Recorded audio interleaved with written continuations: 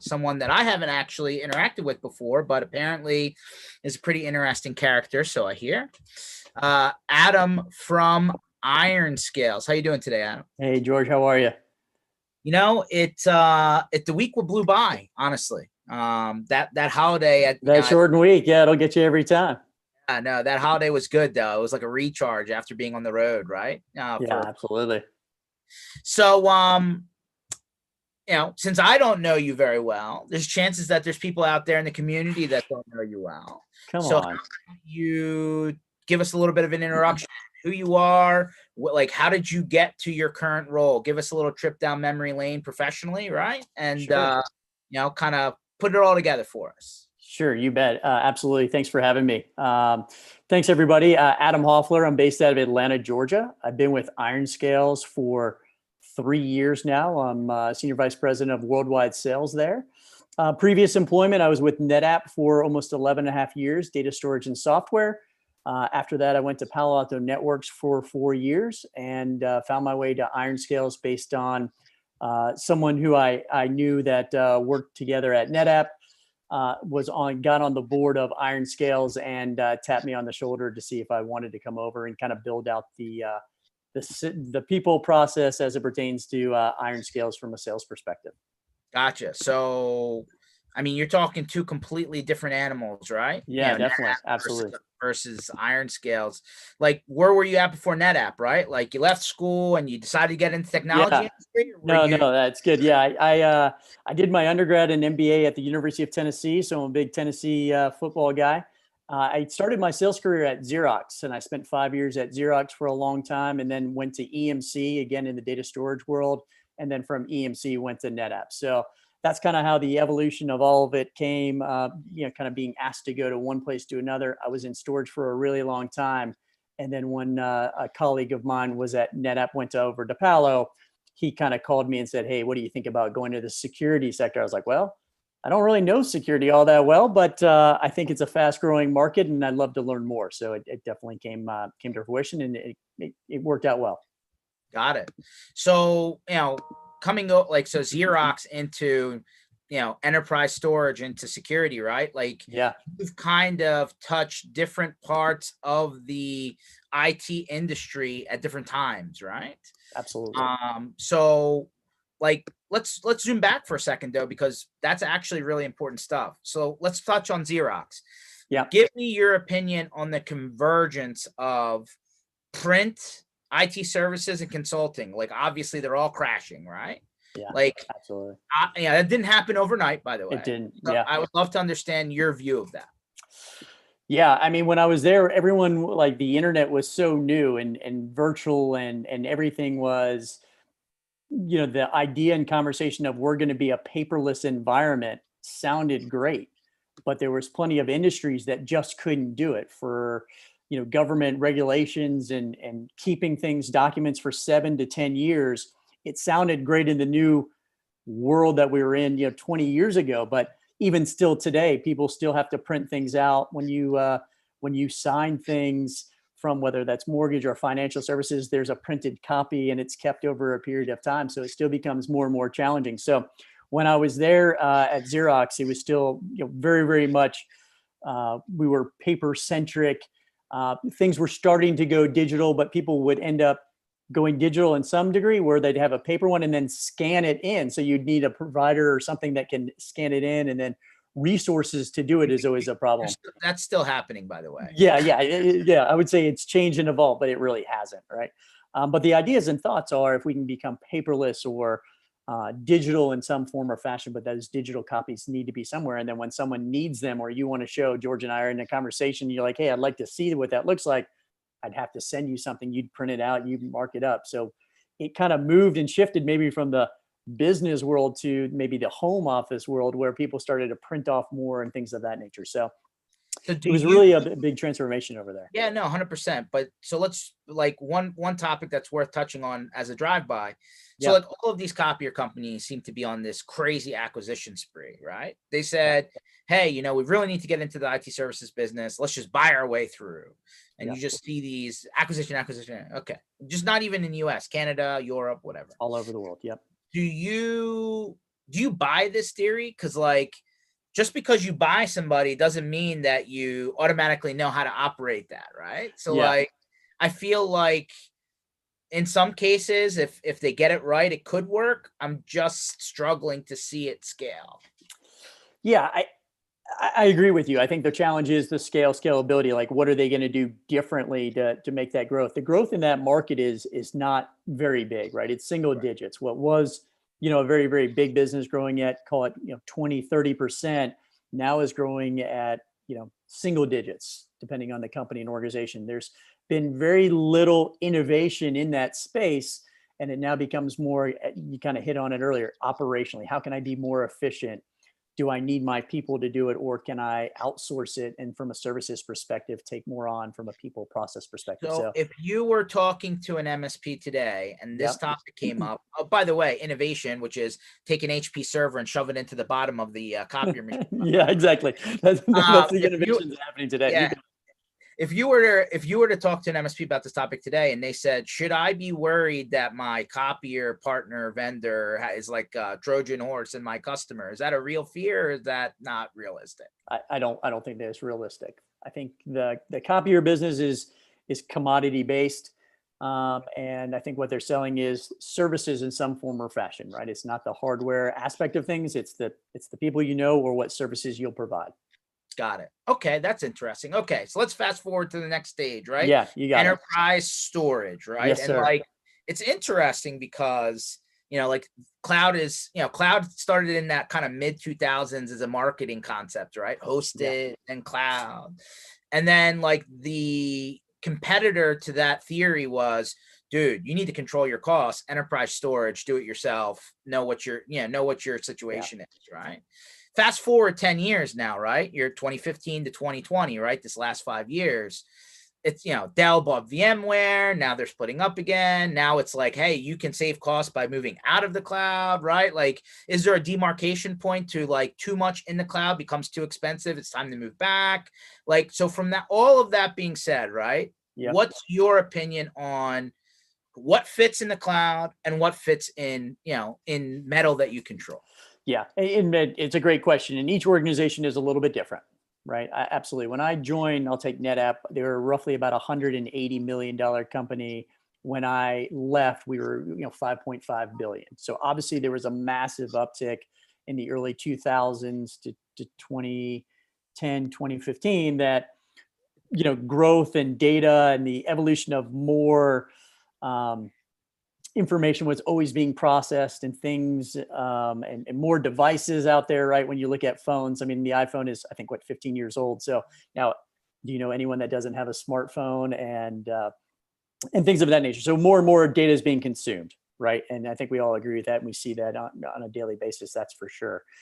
That being said, that's where you have like the AWS and Google clouds, Microsoft clouds have really accelerated, and why they've become better at it, right? AWS is the most mature. They've been doing it for 15 years. Microsoft obviously jumped in, Google jumped in, and there's some other providers that jump in on the cloud and services what they protect.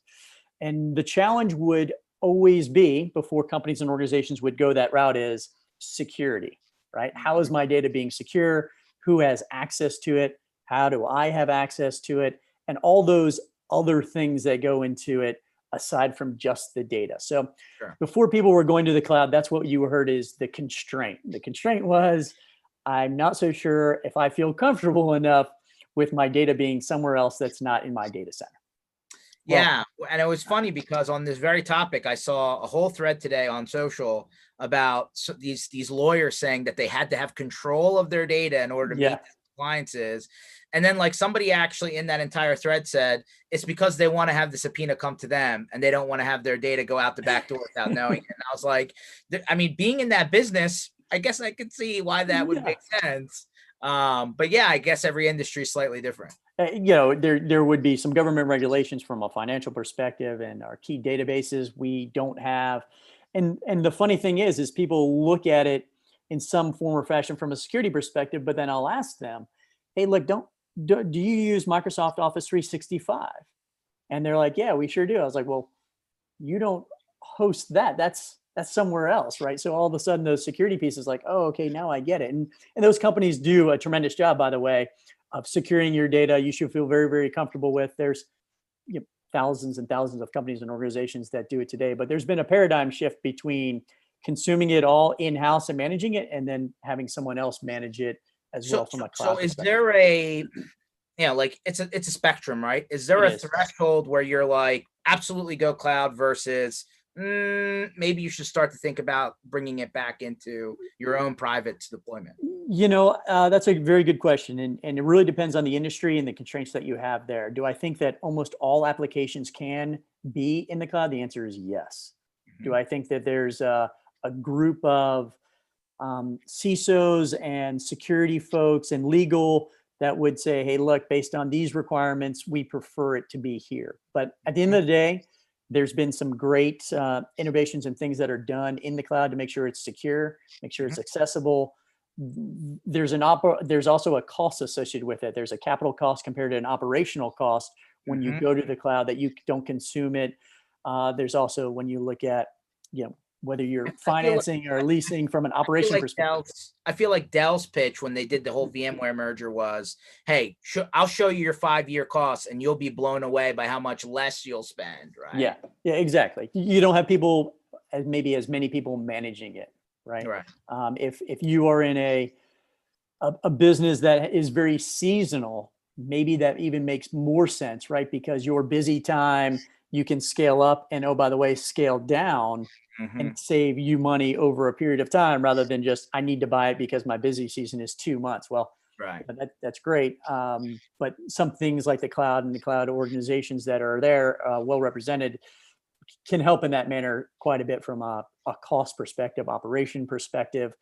For me, if I were to look at any in the applications that I would want on my own, would be the financial stuff, will be, I don't want to say secretive things, but those pieces of data that are most important to me in my business, if those still you feel most comfortable with that you have in-house and you're managing it, that would be it. But when you look at almost all these other applications, it being cloud and cloud centric, I think you should feel safe and secure, and look at the financial pieces of it. I think it's more of an ROI more so than can it work or will it work? No, fair enough. I mean, listen, there's 1,000 ways to get to where you're trying to go. 100%. Yeah. Right. Yeah, absolutely. Ebb and flow for sure. So, all right. Well, that forwards us to like modern times, right? You're with Iron Scales. Yeah, absolutely. Iron Scales obviously helps people protect, themselves when it comes to phishing and security awareness, and like just trying to get past the weakest link, which is the person behind between the chair and the keyboard, right? So, absolutely. Like, you're working with MSPs a lot. Sounds like you're also working upstream with maybe in-house IT for enterprises. Correct. Yep. I don't know if the challenge is the same. Maybe it is, maybe it isn't. I would love to understand from your perspective with the people that, are in the MSP space specifically, why is it that, is the layered approach still the reality? Are there holes that are obvious that still aren't plugged? Like, I feel like we always talk about the floor, right? Hey, here's the bare minimum everyone should be doing. Let's just try and raise that just a little bit. But what about this space on top of that, right? Why is it so difficult? Yeah, and it's evolving, right? That's the thing that I've learned, in 10 years in security, is having a layered approach from a security perspective is best, right? There's not one product or one company or organization that can tell you, hey, we do it all and one size fits all. That's not the case. For instance, I said I worked at Palo Alto Networks, and I still believe that Palo has some great firewalls, maybe the best, if not the best. But they're not going to tell you, hey, look, don't protect anything on your endpoint or your computer just because you have a great firewall. And we're no different, at Iron Scales. And this is not an Iron Scales pitch at all. But when we look at it as, hey, look, we know that most cyber attacks that have success start from email or inside the mailbox. Right? So you definitely need a layer approach when you look at it, whether that's through Microsoft and their product and offerings, and as well as Google and their product and services that they offer. And having something or another layer at the mailbox level is only going to help you from a protection perspective. It really comes into like an insurance policy of, what is my risk and reward? Do you need it? Maybe, maybe not. But if you want to protect the data, if you had issues with whether that's fake login pages or impersonation attempts whatever that case might be that not only the MSPs are facing, but their customers are facing, you really have to look at that challenge overall. And what we see, particularly in the MSP space, is their customers are getting hit with these attacks. You know, and the increase, especially with the pandemic and everyone working from home, the uptick in the number of emails that are being sent because I can't walk right next to George in your cube and ask you a question. Now I send you an email. I get that, but let me Yeah. tell me if I'm missing something, right? Hit Here me are up, yeah. the attack approaches that I feel are obvious, and if there's other ones, to show it out there.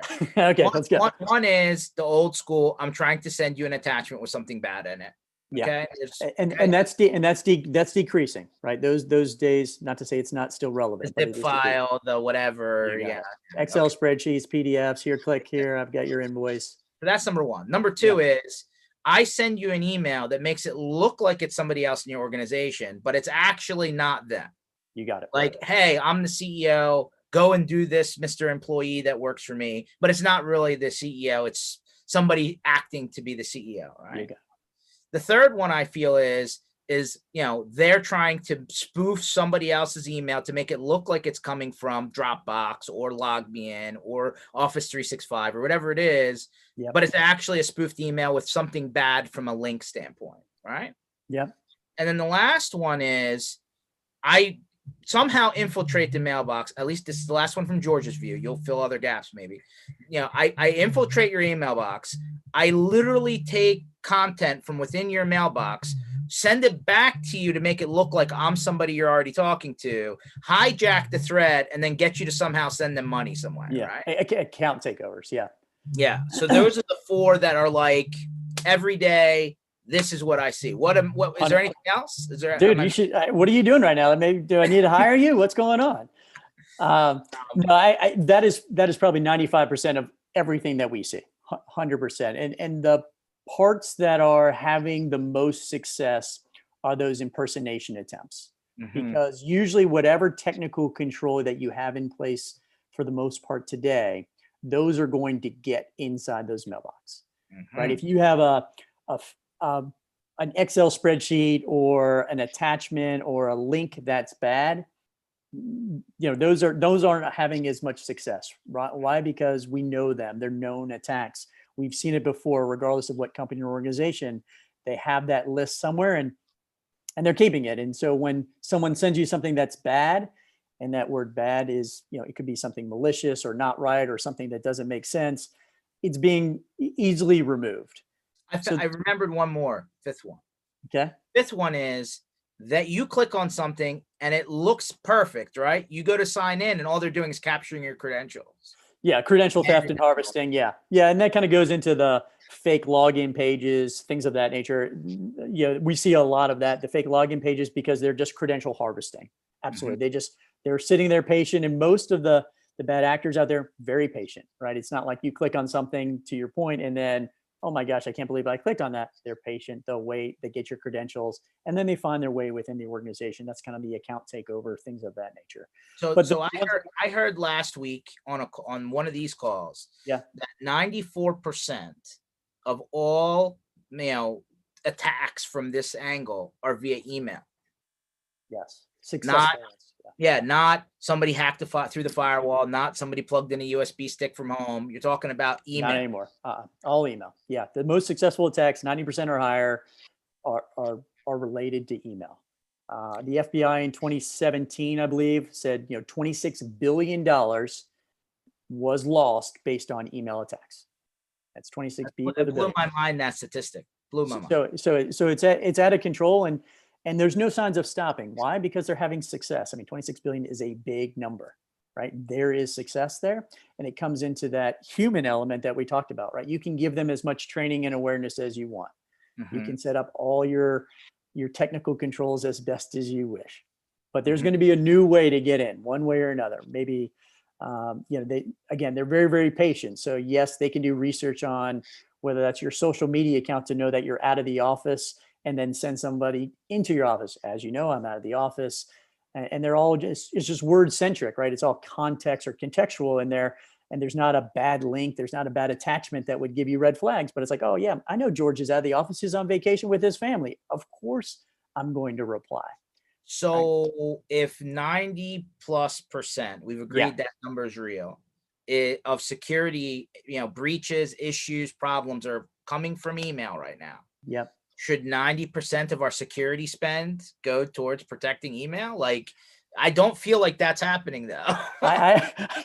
And I would agree with you. And I think that's where the layered approach comes into effect, right? It's been neglected for a long time. It's been neglected. And again, maybe it's that paradigm shift from folks going from Microsoft Exchange that have been on-prem to Office 365, right? For the MSP space, the Office 365 environment has given us so much freedom and things to do and how we manage our people, and more are headed that way. But it's bring on these on-senses, like you've said, of, hey, look, now how do I protect my people? What does that look like? And all facets of it. So to your point, I would agree that 90% of the spend isn't done on email and email security. Now, Microsoft and Google in their cloud offerings do have some, technical security controls built in. Okay. And our message within IronScales and other companies like us, they're saying that's just not enough, right? They're just, I don't say they're even scratching the surface. But hold on a second. Like on the Microsoft side, they've started breaking out some of this stuff as add-on paid for stuff, right? Like advanced threat protection, that's now a paid for thing. That's not just included. Or, you want additional filtering of any kind. Like there's some filtering there, but it's just okay. If you want anything more than that. And then it's very interesting on the other side of things. If you read through the Microsoft service agreement, which by the way, they've just updated again, you go through and they're like, all right, well, we recommend a third-party backup. We recommend a spam filtering solution. Like all of a sudden there's all these recommendations in the fine print and you're like, well, that's not part of the $4 per month mailbox here. So what's going on? Yeah. If you want to get all of Microsoft offerings, I don't know how much it costs, $15, $20 per mailbox per month. It becomes expensive and costly. And then is it best of breed, right? You asked that question of best of breed. What does that look like and how it is? And again, the layered approach is great. And yes, Microsoft is trying to, help their product and advance it, but is it enough? And obviously our stance is no. And and I don't think it'll ever be enough, right? But you need some layer of protection there. And then you need some additional layer of protection all the way around. So the guy that comes in and says, I'm just going to go all in Microsoft Kool-Aid and I'll be good, right? Like I'm talking not just E1 or not just, E5 standard. Yeah. Like all the way up. All the way through. Yeah. All the way to the top, $50 per user. I'm all in. I'm good. Is that, you're still not good? You're still not good. Yeah, you're still not good. And again, I don't want to sit here and bash Microsoft or Google, but the real challenge is what security measurements do they have in place, and is it enough? And our response, and again, we've got over 3,000 customers today, and we've got other companies and competitors that are similar. It's not enough. Things are getting through. So even the company that is saying, I'm all in Microsoft, let me get the $50 per user per mailbox. I've got all their offerings. I should be fine. Unfortunately, the bad news for anyone who's listening is you're not fine. And it only takes one of those emails to get through. Now, I will say, there's no company, IronScales included, that says we're 100% bulletproof. Yeah, absolutely not. The question becomes is when something does happen, do you have technology that can help you mitigate it fast? Right. Fair. So, but isn't part of the struggle that they can't see things as they're happening easily? Isn't that the big problem? Like you can turn all the switches on, but you don't, like you're almost retroing every time, trying to figure out what happened rather than seeing it as it's happening. The stuff that the signature-based matching, the bad link, the bad attachment, they do a pretty good job of it. And most companies and organizations do, by the way. So not just Microsoft, but secure email gateways and other technical controls, IronScales and others included. But when you look at a technology that can do things in real time, as you've stated, to say, hey, look, if there's a bad email that's trending around the globe, how can I know about it? What does that look like if it lands inside my mailbox? Because George, who, even though I've given him training, might think it's a real email. So how do I notify them? What technical controls can I put in place either for George as the end user or the security team to say, hey, look, you've received this email. You can either automatically remove it and get it out of everyone's mailbox. And if you need to, put it back in when and if you want. But that's kind of where we are. And that's kind of what we're doing. And most companies are trying to get there as well. Real-time data, for real things that are happening that are trending globally. And it's not an easy thing. It's not trivial. And I've been fortunate enough to work for a company that has that and does it today from an iron scales perspective. But that's what we're trying to do is 0-day attacks, and the first one to ever receive it, there's going to be a patient zero. But at the end of the day, how can we minimize that piece, and how do we move it around in the sense of getting it out of my mailbox? Is it too soon to talk about patient zero? Oh, I'm just kidding. But what about this attack, vector, if you would? Like everyone had, for years, right? You go to your UTM, you talked about your Palo Alto days, you go into and you're like, oh, I don't want any traffic outside of the United States, right? But then these guys are spinning up the VMs in Amazon, and like they can just as easily sign up an account just like you can, right? Every day is going to be different, right? And something from like a Gmail account will pass your DKIM, DMARC, SPF checks. Why? Because it's a Gmail address. It's known, it's fine, it's been vetted. And so that's where having layers of an approach is going to be very, very important. And again, I don't want to take away from the fact from the MSPs that might be struggling with this, or their customers might be struggling with this, is how do we make their lives better and easier? And it might not just be on the technology front, it could be on the operational side, right? If you're managing hundreds of customers, how do you have a technology that says, okay, I want to block this from all my customers, right? If one gets it, all of them could get it. So, how do I manage that appropriately? I can't staff thousands and thousands of people. That won't make you very profitable at the end of the day from an MSP. So you've got to look at that. What do the operations efficiencies look like? How do we help more than one customer in real time? Data is super important. Okay, so what level of visibility do I have? Is there like, there's obviously the concept of the SOC or the SIEM or some sort of software that's log collecting from all of my various components. But again, to some degree, it's like information overload, right? Like I'm getting alerts all over the place. I go into my ticketing system and I just want to start poking my eye out. Like, how do I get to actionable information? Yeah. So first off, I would tell you that automation is key here, right? As you've kind of moved forward through, even the elevation of when we're talking about copiers, all the way here, automation is key. And so having a technology that can automate most of that process, so you're really only focusing your time, energy, and effort in your teams on the pieces that matter, right? So I would say is as much automation as you can put on, the technology is there to help you.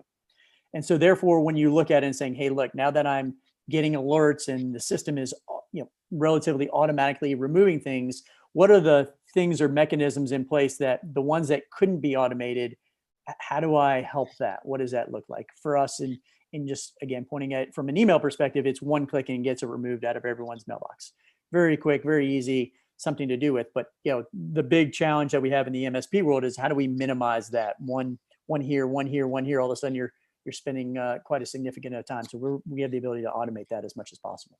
Fair. So, but there's two sides to this next coin, and it's an important one. Yeah. One, there's, hey, what education does the end user need in order to help themselves? But then there's what education do the people inside of the service provider, inside of the MSP, like, are they needing additional, security related training? Like, do they need to understand how to turn the key in the ignition because now we have a new, set of tools that we weren't, used to? Like, what does that look like on both sides? Yeah, great question. So we still believe, we started as a training and awareness company. I would say if you don't have training and awareness for your end users, you should.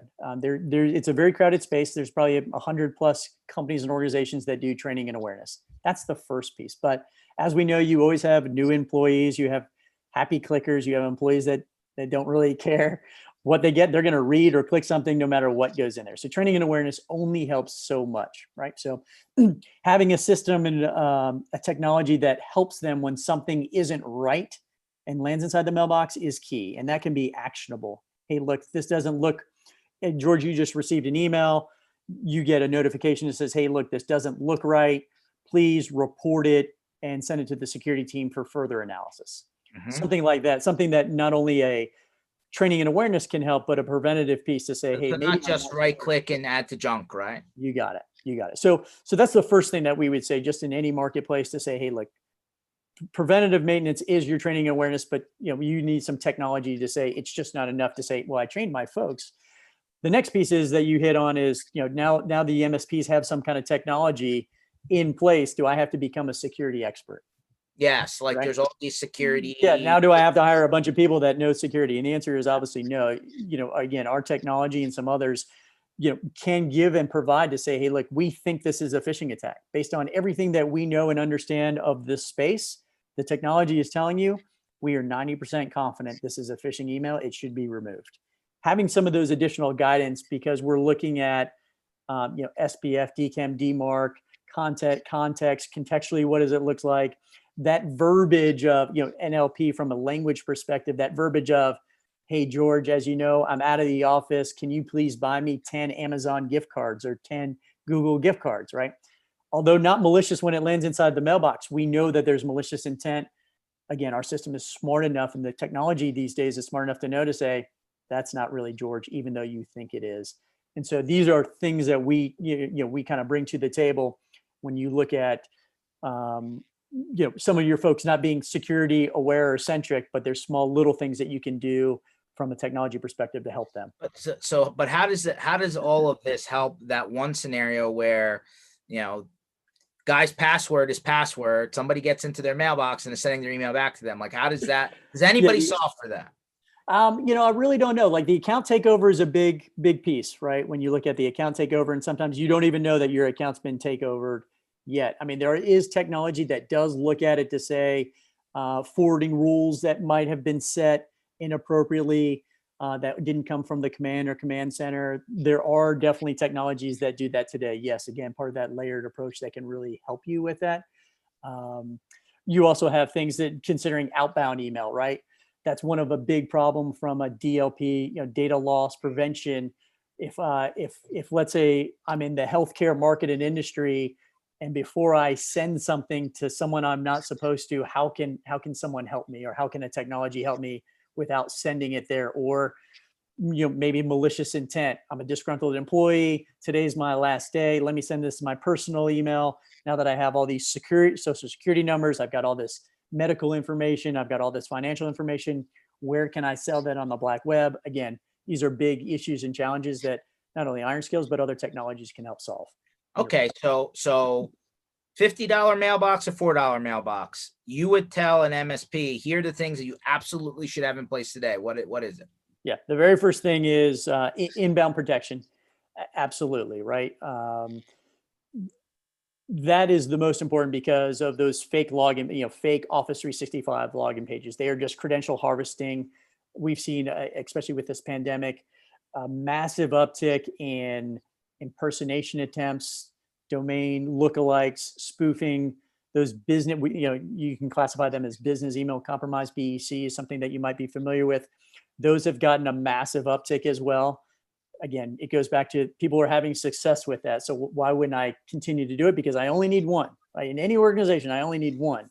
So we're seeing a massive piece. So I would say, a technology that helps encompasses all that first and foremost. The malware URL detection, that's where you have the, let me send an attachment or a bad link that's already in there. Obviously very important. Microsoft does a very good job in that, even in their EOP or ATP. They do a decent job of that. The signature-based attacks, basically attacks that we already know. So is that a must-have? Really depends on the customer, what their thought process are. But we're getting very good at that, and we're seeing less of those emails come across more so than anything else. Okay. So inbound protection, link bank-based protections.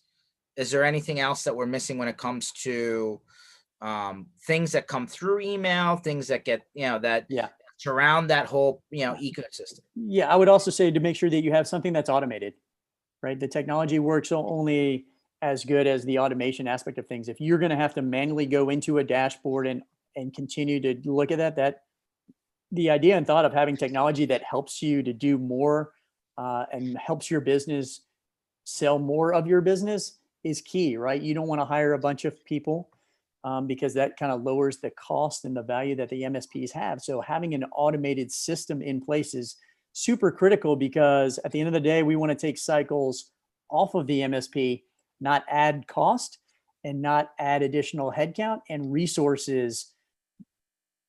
At the end of the day, when you're looking at, how do I protect it, right? If I'm protecting these organizations, now I have to hire 2 people.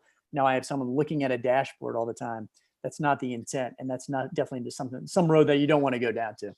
So how much of this ties into the back end of, the mail provider versus within the mail client versus within the browser, right? Like there's different technologies, angle things differently.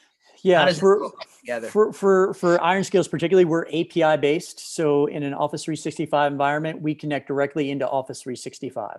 It literally is 2 clicks, and then the protection begins. But in a layered approach, so that's one way. And we look at ourselves as the last line of defense, right? So you have ATP and Microsoft doing their thing. You could have like a secure email gateway. That's your Mimecast, Proofpoints, Barracuda, Sophos of the world at the outer perimeter layers. So it goes through them first, but that takes MX record changes, Right. additional management, things of that nature. So for us, when we look at it, how we connect is API based. Again, very, very simple, all cloud based. No hardware needed or necessary. 2 clicks and away you go, ready to kind of set up the system. Okay. And so it doesn't matter. So because we're talking about back end tie-in, it doesn't matter whether you're on a browser or an Outlook. All aspects. Mobile, you're looking at your mail from a mobile perspective. It all works and is synced appropriately. Yeah, nothing that you have to load on your PCs or on your phone. We kind of do that all being tied into the Microsoft umbrella or the Google umbrella.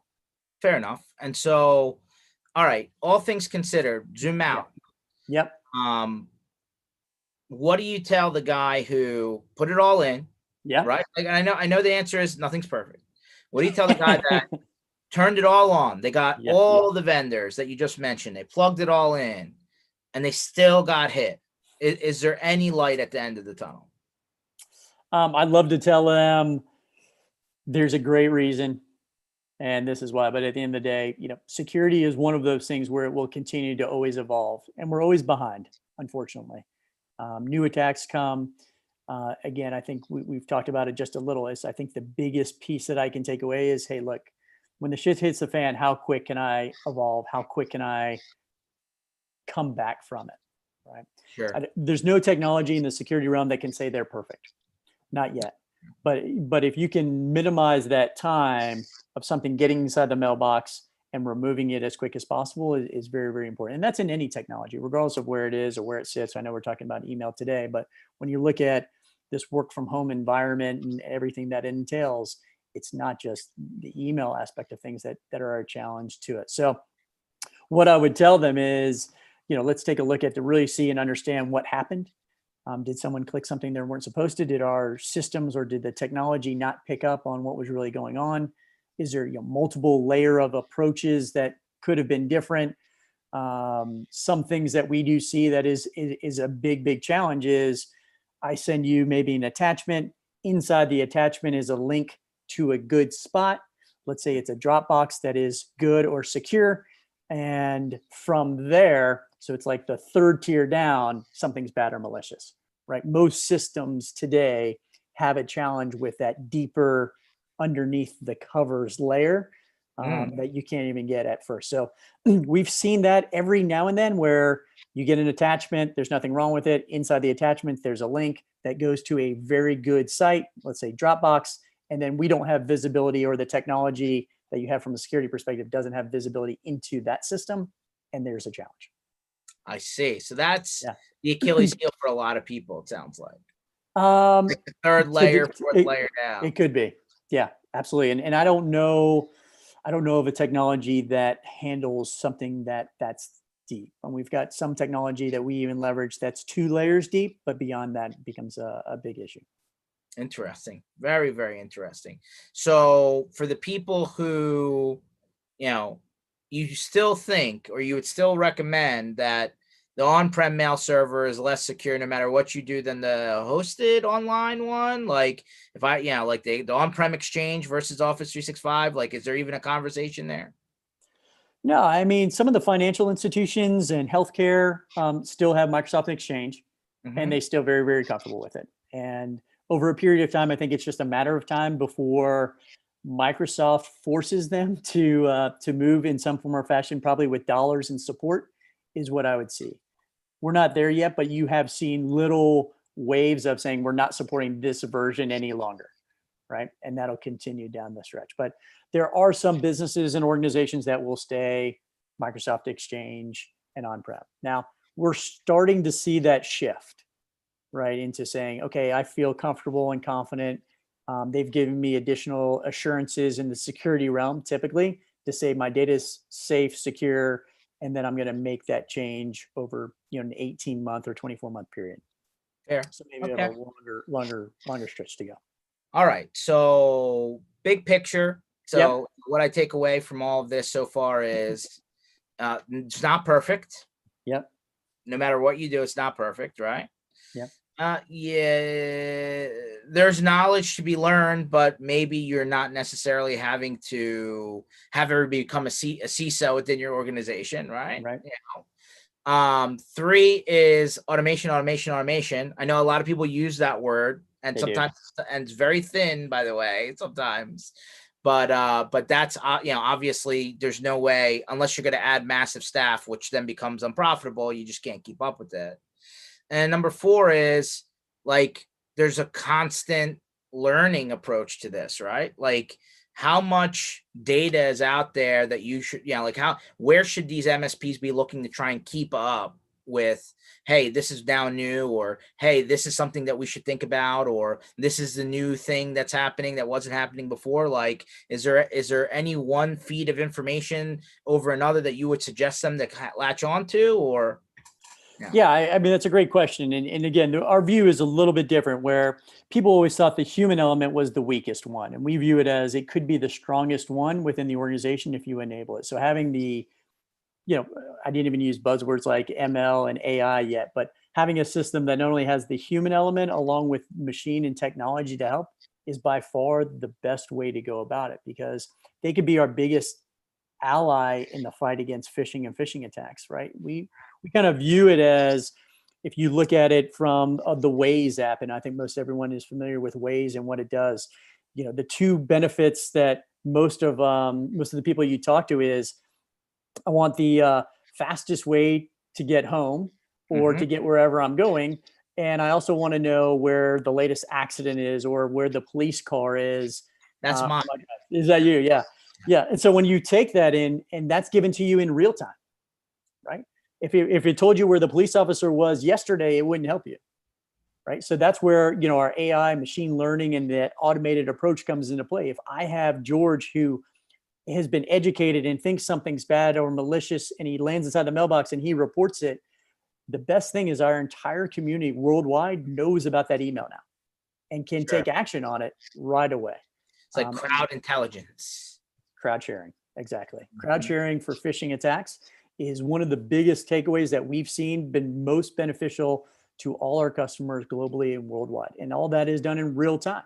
And that's, different than what Microsoft has. Sometimes Microsoft will wait, 24, 48 hours until more companies, have a phishing attack. And it's very, very similar for us. If we know about it, all our customers know in real time. Fair enough. Last, thoughts of the road, if you would, right? If you were to tell MSPs, here's my best advice to get through the end of this year, going into hopefully 2021, which should be, I don't know, less gloomy, for everybody, right? Not just technology, for everybody, like mentally, right? Let's get out in the sun a little bit. What would you? What's your top, advice points on the way, out of 2020 here? Yeah, it's been a crazy year in all aspects, right? When you look at how we started this year, the paradigm shift has changed from I'm doing my normal day to day. And then when everyone started work from home, that brought separate challenges, right? So projects got put on hold or cost because people had to understand, did George have a laptop? Could he get access to data? Did he have everything he needed to work from home? When he's working from home, is his network secure, right? All those challenges have happened, right? If people don't have it figured out now, they're in trouble, right? And I think I was telling our mutual buddy Ken Patterson, there's still a lot of duct tape, Band-Aid, and bubble gum out there. There's stuff out there, but I think for the remainder of 2020, I think we are where we are, right? We might get to hopefully some signs of maybe people going back to the office. It really depends on, let's see what the fall takes place, and there's a wait and see attitude. That being said, the projects that were put on hold, maybe they're not put on hold any longer, right? So when you look at your business as an MSP, is revisit the projects that you were talking about. Obviously, have that conversation regarding security. Again, whether it's my technology or not, have that conversation, because these things are going to continue to happen because of the success rate. And email, particularly because everyone's working from home, that communication process has been elevated significantly, right? And so emails, of the 700% more emails that are now being transponded, it's just opening up the bigger vector. And even if it's not just email, you've got to look at Teams and Slack and some other messaging systems of how do you look at that from organizations on how they communicate, and is that data secure? So I would say approach the subject from an MSP perspective of ask about the projects that maybe have been delayed. Are they on tap? And the second piece is ask the security questions of, hey, look, it looks like we're going to be in this a little bit longer than we all imagine. It kind of sucks. That being said, is let's make sure we're looking at your security posture. And that could be, like I said, a VPN. It could be a firewall that might need to be installed. It could be endpoint protection, or it could be email probably security. not a copier. I don't think a lot of people are calling it. Yeah. Fair enough. So, hey, football starting tonight. Where you put all your rooting in here? So you're going to hate it, George, because I hate my answer. I grew up in Cincinnati. I'm a Cincinnati Bengals fan. And I'm the only one in Atlanta, Georgia that I think is a Bengals fan. So I never get in fights about pro football these days, clearly because no one cares about the Bengals. I'm sorry to say, but I'm a fan. I'm a fan. That being said, I think the Kansas City Chiefs look tough. They're fast. Speed kills in most sports, and they've got a lot of speed on there. Well, what do you think about Tom Brady versus somebody put out online who has a harder job, Tom Brady or Cam Newton now? I think Cam Newton. Okay. Winning it becomes a custom in with the Patriots, right? Once you don't have they're so used to making the playoffs, winning Super Bowls. Their expectations are low right now, right? Like Tom Brady. You think so? Like talk to our friend Ken Patterson. Tell me if his expectations of the Pats are low. No, I know. No chance. I mean, Tom Brady. The Bucs haven't been that good. They got the biggest buzz. I heard in Vegas, most people are picking the Chiefs to win the Super Bowl, but most bets are on how many wins Tampa Bay gets. Interesting. Okay, so you're gonna watch tonight. You gotta pick. I'm gonna take the Chiefs. Okay. Who's your pick? I'm gonna go with Andy Reid as a Philadelphia fan. We got to support Big Red. It's more about him than it is Mahomes. That's fine. And then my team. I need to get back on the horse here, right? I hope Carson Wentz stays healthy. That's my. What's your over under on number of wins for Philadelphia this year? I got 11 wins. Wow, you threw yourself out there, big man. I got 11 wins, and I call another division win over the Dallas Cowboys. And even though there's more teams that get in the playoffs, we'll see. Well, they'll get in the playoffs, but I need another back-to-back. 11 wins, man. That's big. That's bold. Hey, we have 3 out of the 4 teams in the NFC East. 3 have new coaches. That's true. I mean, it depends if Winston no training camp, no mini camp. No, just saying. I like it. If I did the over/under on the Bengals, what do you think? New quarterback, Joe Burrow. They were miserable last year. I give you 7 wins. Oh boy, I'll take the under. That's my prognostication. Now you'll circle back at the end of the season and be like, how did that guy know? I don't know. You'll see. Hey, listen, the first season they don't have a book on you, right? You never know what you're gonna get. That's how you get to get to 7. I like it. If the Bengals get 7 wins, that's a lot year over year, and I think it'd be a good recipe for the next year. Yeah, I think you got a shot to new coach, new quarterback. You got a good shot. But anyway, man, I really appreciate you coming on board. Thank you so much. I really appreciate it. Thanks for the time. Yeah, your view of the world, everyone. MSP Initiatives, Mondays, Tuesdays, Thursdays, 1:00 Eastern time. And keep in touch, because we may have you back, Adam, and we'll maybe try and pull together a couple panels now and maybe zoom out on the security topic and get a couple opinions into the mix, huh? Sounds great, George. I appreciate it. Thanks for everybody. Any questions, concerns, obviously, you know how to get me. And I'm happy to be on any panel. You just let me know. Awesome. Thanks a lot, guys. Thanks, everybody.